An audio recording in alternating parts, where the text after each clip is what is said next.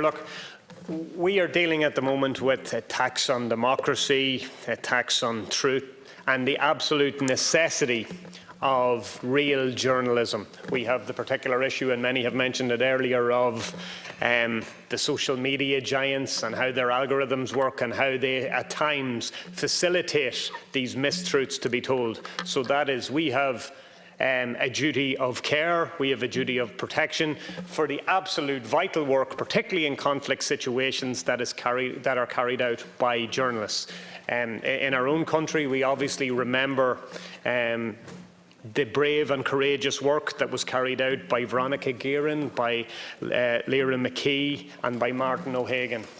And unfortunately, these people paid for their lives.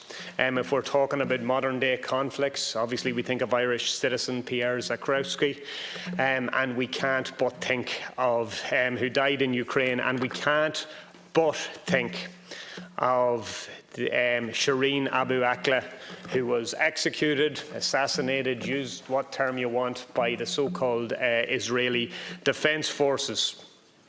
And look, we have all called out the actions of Vladimir Putin and his regime and what they have done in Ukraine, and we have seen a huge amount of sanctions that have been imposed, and rightfully so. But the problem is, we are dealing with an Israel that is willing to execute journalists, that was willing to carry out the absolute heinous act of attacking the funeral. Now, we have seen that happen before. We have seen it happen in Ireland. We have seen it happen in South Africa. And it's generally by regimes that have nothing to offer, regimes that are absolutely failing, that are trying to oppress a community. They generally fail. That is the only good news we want, that we have at this point in time. Look, Israel is a rogue state. It has executed journalists. It engages in the annexation of land.